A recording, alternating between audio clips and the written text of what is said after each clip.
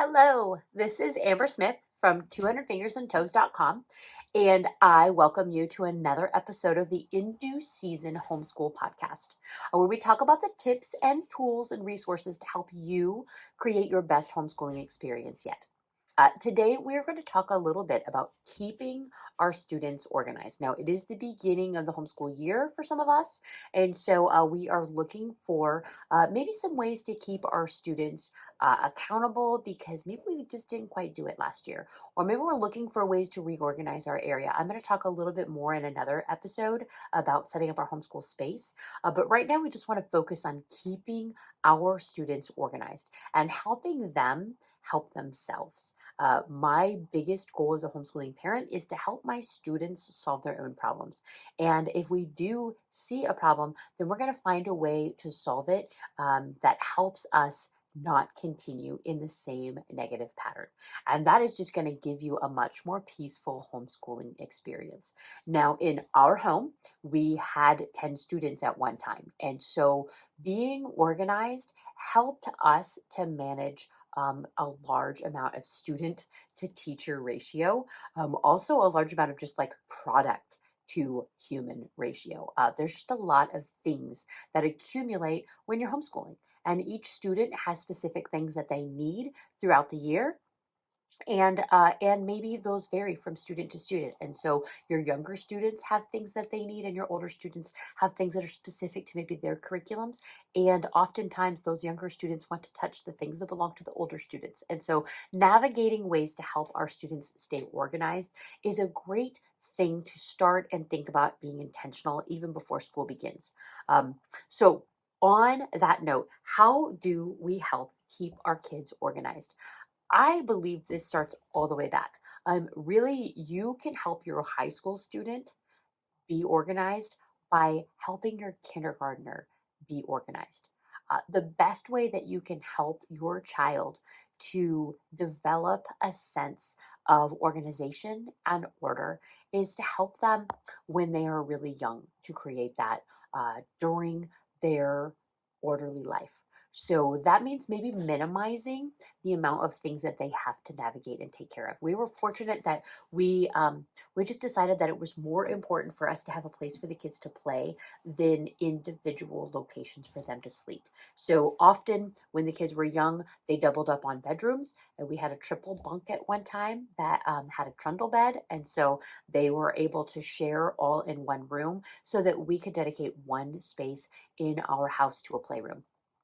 That meant that we didn't have to do a lot of cleaning of their bedrooms because all of the toys and things lived in the playroom. So that really helped to make me the person who helped them organize and keep that area orderly.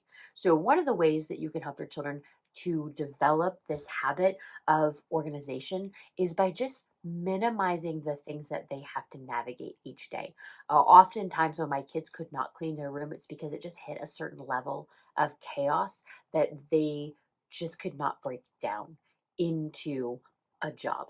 And so our job as a parent is to maybe break that giant job into several small tasks. So we would just make it fun. Even the playroom, when it was messy, I would say, find all the trash. And so they would go around and find any trash in the room. And I'd say, like, okay, now we had buckets for our toys. That was very intentional because that helped them categorize and organize and keep things put away. So I would hand them the bucket and say, like, here's the car bucket.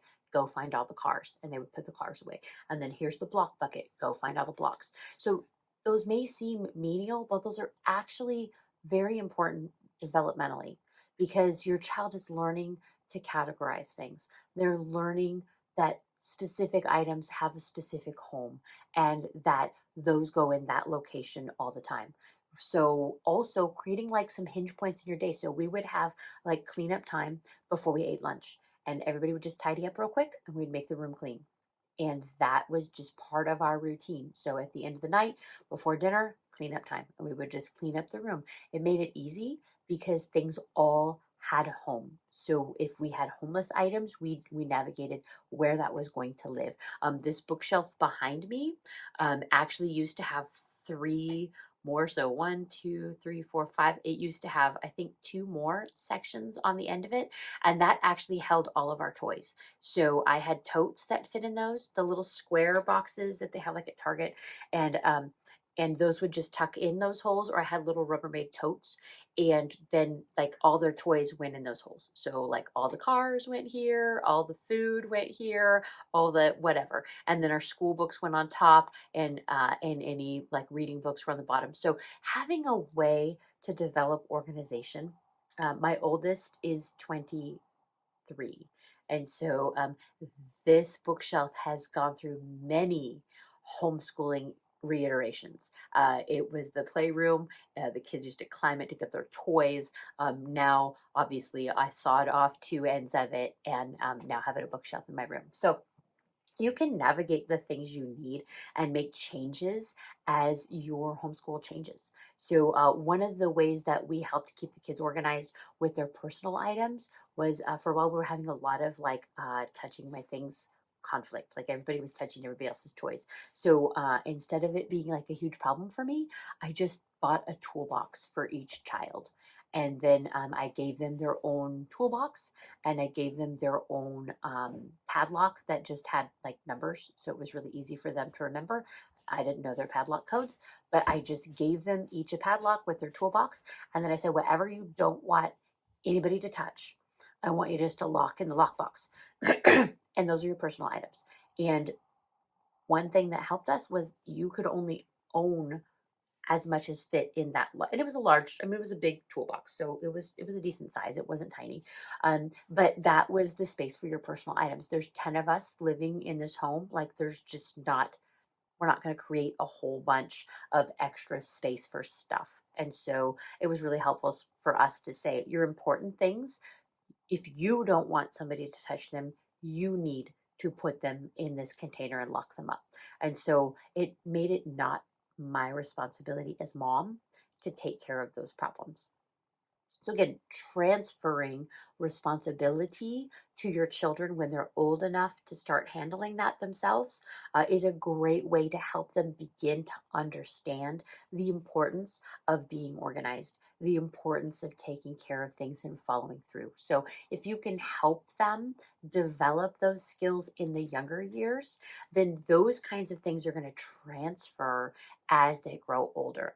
Now, in the high school years, I just had a Rubbermaid tote. So I've talked about them before. It was, I don't even know what size it is, but it was the size that I could put a notebook in the bottom of it. So if you go to the grocery store, or if you go to Walmart or wherever, and if you just grab a workbook that they sell, and if you can plop it in the bottom of that container, that's the right size.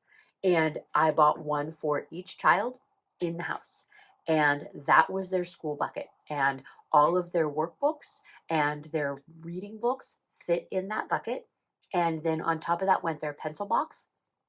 And I bought them all the supplies they needed at the beginning of the year. I maybe bought a few extra like crayons and colored pencils. But for the most part, their stuff stayed in their box, and that stayed in their tote. And their tote came with them everywhere. So if we did school in the living room, the beauty of having this mobile container was that if we read on the couch, they could bring their buckets. And every morning I would say, bring your buckets, binders, and Bibles, and bring them, and we're going to read. So we'd start our day. But it made it very easy to be organized, because at the end of the day, everything went in their bucket. At the beginning of the day, everything was already in their bucket. And so it helped us to create this time where we could just begin our day without chaos. And I found it really frustrating to always be looking for items. And so, so having a location for their things to be was fantastic, and that really helped our homeschool, so they have their own personal buckets. Then for myself, I created a supply station. So I actually had an old TV cabinet, like a armoire that, you know, like the hotels, like you open it and the TV's inside. We don't use those anymore because all of our TVs are giant. And so we just reused that. Again, the reiteration, like we just recycle furniture over here because we couldn't buy stuff.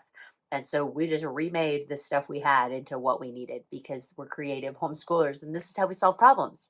And so you can hit a garage sale, you can hit a resale shop, be creative about the problems that you have and say like, hey, I can solve this problem in a creative and meaningful way. So I had an old TV armoire, and we just made that like the school station.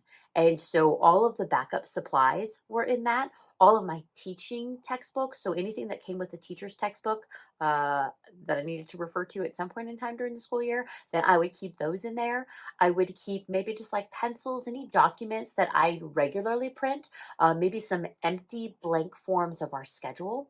I would usually keep any like discipline forms or something that I want to fill out. Maybe something if we're having a problem and I want to keep a log of it. I share my accountability sheets, and that was one item that I would keep some copies of my accountability sheets so I could put that in my mom binder and just follow up on something if I needed to. I'll share more about those in the future. But if you're curious, that is part of my 30 days to homeschool reset, where sometimes you just need to step back and be like, we are just out of control and we really need to get organized. Like we're beyond a bucket.